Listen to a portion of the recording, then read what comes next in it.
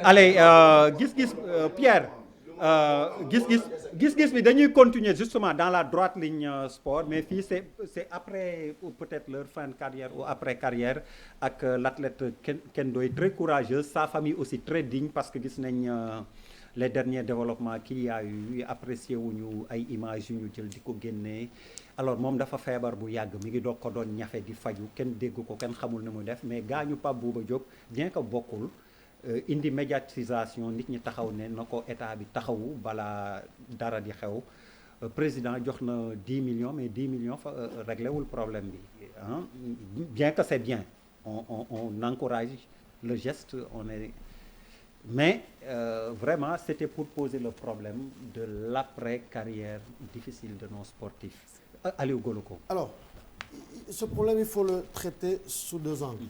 Le premier angle bi mooy sportif yi ñoom tamit bu ñu nekk en activité dañu war a sóoraale ëllëg ak penser seen reconversion. mais góor ko ma dog la si man su dee samay jàng dam ko arrêté ndax représenter le Sénégal wala moo tax dama ne ñaari angle par exemple les footballeurs qui gagnent énormément d'argent du ñu xalaat xam nga carrière footballeur c'est-à-dire tu gagnes en 10 ans l'argent avec lequel tu vas vivre le restant de ta vie normalement. Donc alal boobu bul ko pasare investir ko dugal ci ay kii jënd ci ay assurance maladie ay assurance vie ak yooyu pour mu ëllëg nga mu amee problème de sécuriser wu mais la nation doit tout à ses héros sportif champion yi ay héros lañu ak ay héroïnes bu ñu défendre su seen couleuru réew def ay jéego yoo xam ne adduna bi yëpp ak Afrique bi yëpp xam ko yoon la bu ñu nekkee toll diggante réew mi taxaw leen Ken Ndoye c'est dommage parce que c'est arrivé assez tard ba mu tëddee feebar dafa yàgg c'est une grande championne c'est une des meilleures athlètes africaines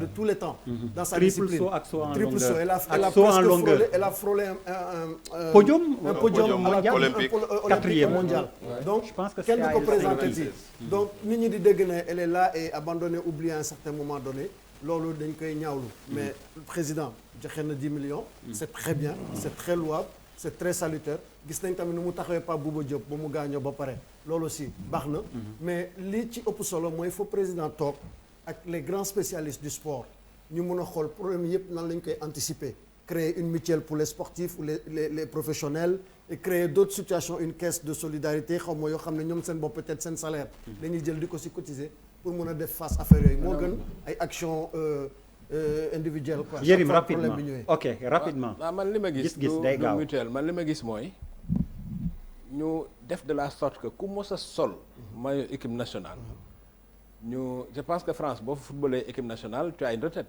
à ce titre là. Un certain nombre de sélections. Voilà, et de trucs. Donc pour man ku mos a sol maillot équipe nationale défendre les couleurs du Sénégal Sénégal dafa war a def loo xam ne nii dañ lay budgétiser au ministère de la culture surtout que bariwuñu.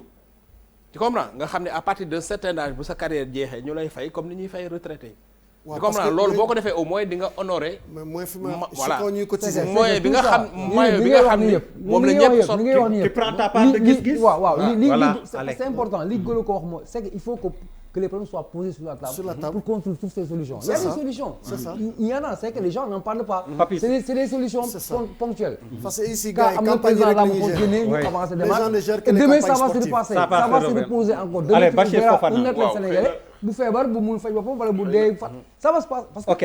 on n'a pas structurellement posé le problème. Allez c'est bon. xëy na kaa Ken Ndoye la ñuy wax parce que moom la ñu xam mais boo demoon ci yeneen discipline sportive yi tamit bëri na ñoo xam ne ñi nii c'est des anciens sportifs yoo xam ne ils sont dans le dénouement total donc ñu ngi ñaan ñu xool nu leen état mën a taxawee waaye lu Aliou wax dëgg daal moom loolu laa gëm tu as une carrière de 10 ans et que tu dois vivre avec ça pour jusqu'à la fin daal xoolal noo ko organiser noo ko kiiwee ba mën a am ay prime d'assurance ak retraite yu mel noonu yu la mën a Bouba waaw mais mooy li gars yi wax rek naa même bu état bi defee benn geste yeneen bonne volonté yi aussi dañu wane tuuti suñu kii jàmm solidaire mais qu'on règle le problème de Non, manière non, structurelle voilà, quoi. structurelle ba pare moo tax dafa am ay modèles yoo xam ne dafa am solo sport étude dafa am solo parce que li gën baaxul mooy nga am carrière peut-être 10 ans mu jeex te yow amoo beneen qualification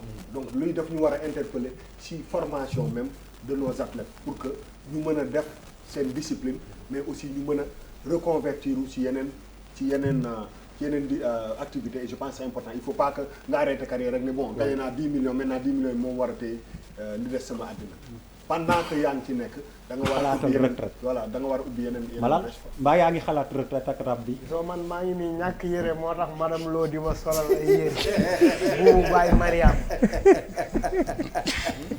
Malal non yow je pense gis-gis bi jeex na biram ak ci bon li ngay wax rek mooy rafetlu li président defal ko kenn looy defal ko Pape Bouba aussi di wax na aussi que sportif yi comme li ñuy gagné en peu de temps lañ koy gagné war ci dund seen giiru dund yëpp war nañu projeté wu dans l'avenir aussi organiser wu di ñaan yàlla aussi état na ci jàppale ñu organiser état mën na ci gën a jàpp it parce que exemple bi ñu jël France problème comme député yi fii boo amee ñaari mandat da nga am retraite nañ mën a defal loolu si sportif yi Coy Ba yaa ci waxagul woon an anniversaire bi fàtte nga ko bu ñu xalaatee sportif yi war nañu xalaat aussi ñu nekk ci culture man kay état bi aussi jàpp ñu ci jàpp baax na waaye bu doon sama sago ñu jàppandoo ñëpp waaw damay joxe exemple am na fii ñu fi jóge gannaaw naam rendre nañ service ak réew mi ñu defal leen fi ay hommage chaque jour ci fonction publique ci jàngalekat yi ba ci pajkat yi am na ñoo xam ne ay 40 ans 30 ans de carrière lañ am servir réew mi dans l'anonymat te kenn du leen delloo njukkal alors que man dama yaakaar ne ki sol maillot bi ki nekkoon ministre ki nekkoon ambassadeur kiy jàngale kiy faj ñoom ñëpp war a yam ci kanamu république donc dañu bàyyi xel ñëpp jàppale ñëpp bàyyi xel ñëpp parce que ñoom ñëpp ñooy servir daal. allez bi ci topp mu gën a bar s'il vous plaît Pierre Da Silva léegi mu ñëw yëkkati ma fii ma toog nii ban nga ci teg bi ci topp alors coronavirus à l'Assemblée nationale vigilance donc na ñëpp moytu ndax ñëpp xam nañ di xew assemblée ñi ngi massawu njabootu Marie-Louise Ndiaye député ndax moom daf cee ñàkk bakkanam Marie-Louise Diouf Diouf ñu ngi jéggalu ci njuumte bi Marie-Louise Diouf di ñaan yàlla dolli ko ay leer xaare ko àjjana jaale njabootam jaale njaboot politique am ak assemblée nationale yépp Mamadou Lamine Diallo bokk na ci ñi nga xam ni corona bi laal na leen te nee nañ ba ñaar fukki député njort nañ ni am nañ ko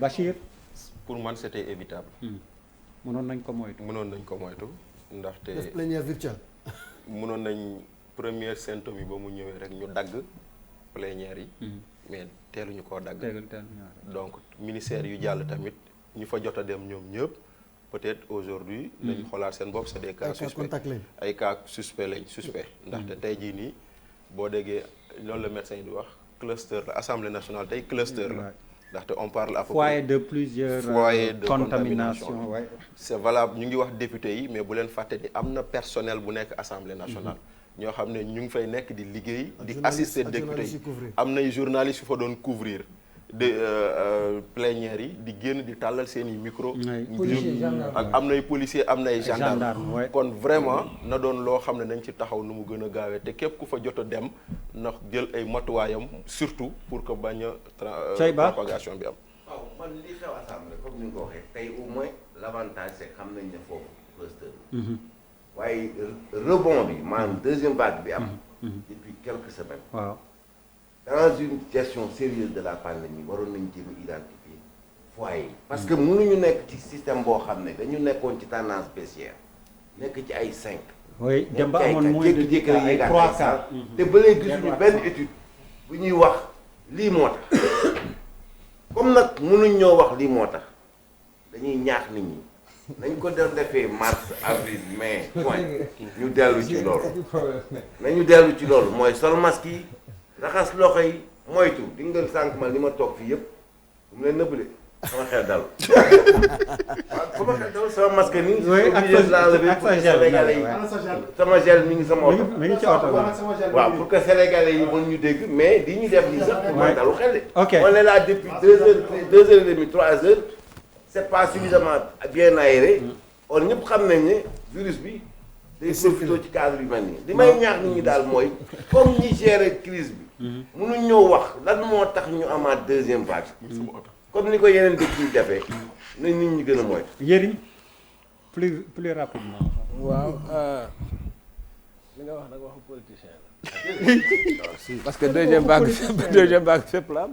waaw mais lan au moins lan may wax non wuy ma kay ba nañu nangu benn personne ne sait encore qu'est-ce qui li ngeen di mën a politique yëpp reconnaître ni crise bi vraiment état bi géré na ko nangu leen loolu nag xam nga noonu loolu la rek ma xay mënuñu ñoo wax mooy lan crise bi daal ci gàttal honnêtement man maa dax critiquer état du Sénégal mais bii moom géré nañ ko li ci des nag mooy kenn mënta protéger nit ñi contre eux-mêmes waaw li ñu war a wax nit ñi mooy affaire bi mi ngi fi na ñëpp takk masque na ñëpp raxasu na ñëpp def loolu rek. allez Malal.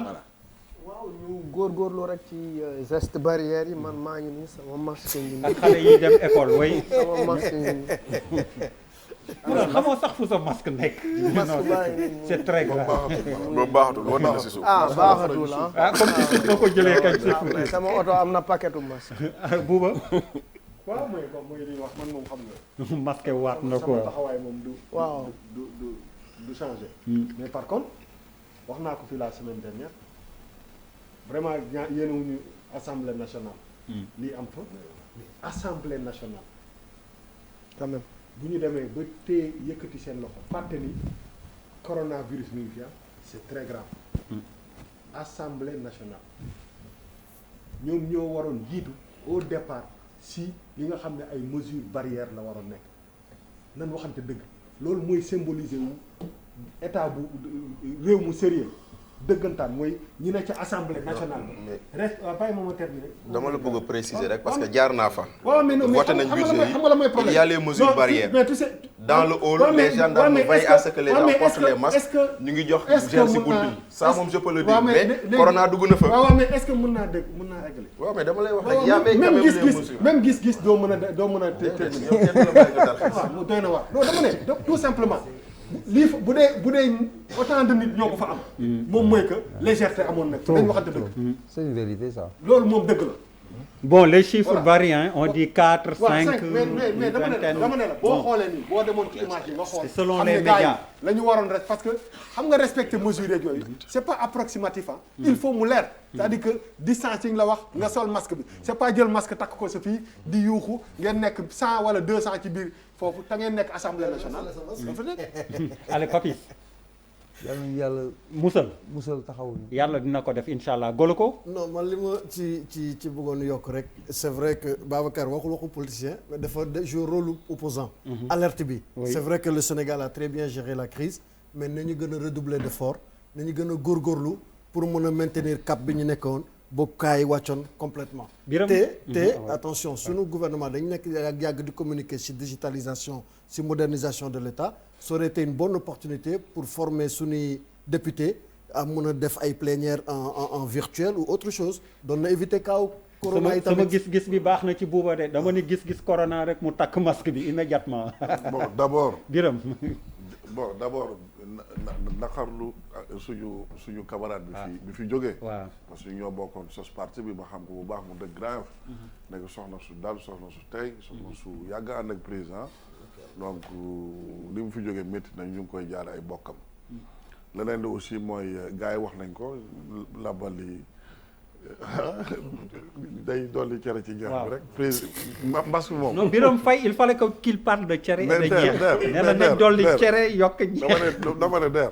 non gars yi wax nañ ko mbas bi moom ni ñu ko gérer ba Sénégal nekk deuxième après Nouvelle-Zélande ci àddina bi. non kooku moom amul benn dëkk gis nañ Amérique ak France ak Italie ak Espagne la fa xew. réew mu amul doole lañ te terew ñu gérer mbas bi ñu ko waree gérer. maintenant. il est très bon. maintenant. merci beaucoup maintenant. mais du waxu politicien. non maintenant dafa am wax lu am solo mooy mënuñ jël benn policier ak benn personnel soignant teg ko ci kaw sénégalais bu nekk. mais jëm kanam borom a koy fajal boppam ku ci nekk na jël say matuwaay ñu respecter les gestes barrières takk masque yi. Sénégal jëm kanam. loolu laa ci bon. bu mujj bi alors on va ci rapport ARMP mënoon na nekk thème ak ñaar fukk ak ñeent entente direct. loolu lañ ci gis absence de pièces justificatives 25 ministères yoo xam ni saytu nañ leen te jàpp nañ ni jalgati dafa am 25 ministères ñaar fukk ak juróom quand même ay communes agences et hôpitaux bu ñu leen xaymaa noonu la ñu toll diggante communes yi agences ak hôpitaux yi nga xam ni ak ministères yi gis nañ ni yu ci bëri ci marché yi jaarul yoon 29 ententes directes absence de pièces justificatives ARMP bëri na liggéey am na liggéey. comme que yu mel nii. dañu jàppe woon Khalifa ba yóbbu ko. dañu yóbbu mbir yi ci yoon. Coy Ba looy tontu ci loolu. man franchement. rapport yi France du ma sax gis. je ne vois plus du tout. gëmoo ko. non du question gëmoo ko mais bu dee dañuy def chaque année ñu génne ay rapport am ñu joxañ baaraamu tuuma. te du mujj fenn te du mujj fenn mais lan mooy njëriñu lii. man franchement pour man yii mooy naxaatekaay yu ñuy utiliser. Yérim di ci nax nit ñi. amul njëriñ amul njëriñ ok nag laa wax. waaw bien sûr ARMP on a compris. parce que ce sont les mêmes trucs qui sortent chaque année avec les mêmes incriminés sans qui les mêmes structures incriminées et il y a rien derrière. parce que dafa am benn président boo xam dafa ne moom moo décidé ne rapport yi bu ñëwee dugalatu ko sax. tiroir bi ayca Yérim. non li ma bëgg a wax rek mooy mauvaise gestion ñaar rek moo ko mën a xeex. rapidement waaw nga xeex ko ci culture. maanaam former nit ñi ba duñ ko def wala nga xeex ko ci répression. te kon yaakaar naa ni Sénégal weesu na fu ñu doon jàngale culture gérer bu baax la nag moo mën mooy ku jaar yoon nga bantal ko. parce que nag gars yi xamuñu yàlla waaye xam nañ yàlla buuba rapport ARMP yi encore une fois nee na dafa sonn ci rapport yi acca Papis tamit nee na waxul Bachir. waaw donc. c'est un marronnier c'est vrai hein qui revient chaque saison. En fait ça fait partie des prérogatives de l'ARMP. Chaque année mu produire des rapports. Donc ça fait partie mais ni ñu ko bindee nii 29 ententes directes. Moi je me demande day mel ni entente directe du lu baaxul mais entente directe mooy gré à gré. mais loolu foo ko dégg dafa am une autorisation préalable. parce que code des marchés aussi il faut ñu xam ko. mais préalable ok mais bu dee dañ ko bind je suppose moi que c'est parce que c'était pas des gré à gré. non loolu non je ne pense pas. je ne pense pas. Ouais, c'est ça. Moo tax ma ni ko man dama jàpp ni si c'est un marché par entente directe. Ce sont des ententes qui n'ont pas été autorisées. Ils confirment l'anomalie. C'est-à-dire que si c'est parce que su normal loolu duñ ko bind ci rapport. Non, le rapport si sama xam-xam bu gàtt. waaw non le rapport il day saytu la gestion d'une autorité administrative. mën na nekk ministre. mën na nekk maire et cetera. directeur mu def un échantillon des marchés. mu analyser échantillon yooyu doon xool. conformité par rapport aux procédures de marché c'est ça le rapport de l'ARMP. Donc maintenant dina xool dina gis benn marché lu ñuy wax appel d'offres ouvert dina gis appel d'offres restreint dina gis DRP dina gis entente directe dina gis appel d'offres international yooyu yëpp c'est des formes waaw xaar Papis xaaral déet Papis je t'aime bien mais xaar je t'aime bien boy mais waaw waaw léegi bàyyi mu sedd Papis je dis quand on parle ainsi déglu leen te alors que entente directe yi 29 c'est prévu par le code de marché et il y a 3 possibilités pour avoir une entente directe. loolu aussi code de marché wax na ko wala da ngay defal cours. damay wax li ma xam léegi maintenant bu fekkente ne c'est des ententes directes yoo xam ne dafa am ay anomalies. ñu mu dal. wala ñu ko def. ñu ngi xaar ci ñoom ñu traduire leen fu ñu leen war a traduire mais. entente directe ak leneen c'est des procédures prévues par le code. Alors Birame non Goloko après yow parce que da nga am une demande spéciale. En fait, moo tax je termine ak toi. on a loupé le coche depuis le début. Parce que rapport yi fi mos a génn yëpp mosul am sanction. te tukulóor yi ñooy wax ne kàngaa doon ne andi gàlle baddo dawaani. dof xam na kër gu am ay xaj. bu fekkoon ne dañuy sanctionné woon ñi ko doon def. ca njëlbeen. kon du ñu yegg si fii chaque fois di am ay anomalies ci rapport yi. il faut ñuy tamit et loolu mooy jox autorité institution bi nga xam ne état bi moo ko mettre en place. Birame sinon daf koy discréditer. oui Birame. bon li ma ci wax daal lenn la quoi mooy président dafa sant ñëpp ñu mu nekkal ñu waaw moom rek laa xam président li muy sant. moom mooy ñu yor li ñu denk yor bu mucc ayib. oui donc lii ñu wax nii. nañ ko teg yoon def liggéeyam. voilà moom loolu rek laa am lu ma ci wax moom mooy ku far ak ñun ak ku farul ak ñun ku ànd ak ñun ak ku ànd ak ñun ku def. na yoon def liggéeyam. muy man muy keneen. kon wax bi leer na vraiment loolu laa ci bëggoon Birame quoi. ani gâteau bi comme yaa fi doon waxoo anniversaire. du gâteau bi. kon may nga ma prox ndollu rek ngir ma souhaiter joyeux anniversaire. au président de la République du Sénégal. moo ñu ngi ci tey ba léegi. benn la rek débat bi processus la rek. mais defal naa ko xanaa da nga ko def sa poos. gâteau bi. non gâteau bi nañ ko souhaité joyeux anniversaire ñaanal ko. ndax niin na de yaa ngi doon wax cere ak ñeex sànq mais dafa mel ni gâteau nga def sa poos. jàmm waaw normalement. alhamdulilah fi mu bëgg a jëmale Sénégal fan la ko feetee ak yéen. fan la ko da ngeen amoon fu ngeen dajee ndax gis naa ci réseaux sociaux yi muy dagg gâteau de. gâteau bu ës sax ndax dagg nañ ba sonn ñoom Bachir ak ñëpp téye nañ mu tëw a dagg léegi dañ ko doon defal ay surprise nag waaw mais tey moom bon daje nañ sànq bi ñuy joxe prix bi ci musée bi mais jotuñ ko fa fete waaw mais comme daal gâteau bi sax dafa maro vraiment loolu laa koy wax man gis naa et puis dañu bëri gâteau yu bëri la ñu am borom réew mi la nag non dañu am benn waay joo xam ne vraiment nee na mosu raté jàkkaarloo waaw te daf ma ci sonal Sidi Diagne na tudd ok Sidi moom comme anniversaire am la woon aussi ñu profité kooku jàkkaarloo lay dund léegi naa 18h lay wàcc toog kooku jumeau président bëri na ci morom Malick Fall taximan tamit Sidi Diagne joyeux anniversaire mujj naa ko jàllale jumeau président waaw mbooloo bi yëpp ñaanal président nag yow jumeau président nga ni man ak Sidi Diagne jumeau président ok jumeau président j'avais pas léegi ñaanal leen président yóbbaale na ñëpp waaw sa ñaan yóbbaale na ñu ñëpp ñaanal président Coy Ba non dafa am ñaanal leen président waaw yow sa ñaan yóbbaale na ñu non dafa am c'est-à-dire que mënoo nekk ci réew mën a souhaiter Samba Ndiaye joyeux anniversaire te boo amee président doo ko souhaiter président Macky Sall joyeux anniversaire dëgg yàlla joyeux anniversaire président non yàlla na ko yàlla may sagesse ak kattan ak xam-xam bu mu continuer di jiite suñu réew ci yoon. amiin der. allez Yérim der acca non non. der doo yàlla président journaliste nii la der. Coy Ba. yàlla na ko yàlla may gudd fan wér mu fekk lépp. Yérim dama koy souhaiter joyeux anniversaire mais am lu ma ñaan. yàlla na yàlla leeral xelam parce que nag bateau bii ñu wax mooy Sénégal. moom moo yor gouvernement bi. maam Abdou nee na boo bëggee sa ëmb mucc. ngay ñaan bateau bi mu nekk mucc. te comme moo yor gouvernement bi. yal na ko yàlla defal jàmm ba mën koo téye. ba pare yóbbu ko nag yóbbu non dafa c'est important yóbbu ko fi arranger askan. waaw Malal. waaw grand dundal ba say may di baawaan. happy birthday to you Yaour sama grand la. Aïcha kon yow yaay tëj émission bi. puisque yaa distribué parole bi. non wax na li muy wax ba pare. Aïcha bismillah non dama ko ni kañ na tàggoo ko. doy na nel ko kon jeex na non non kon jàkkaarloo jeex na. waaw jeex tàkk. jërëjëf.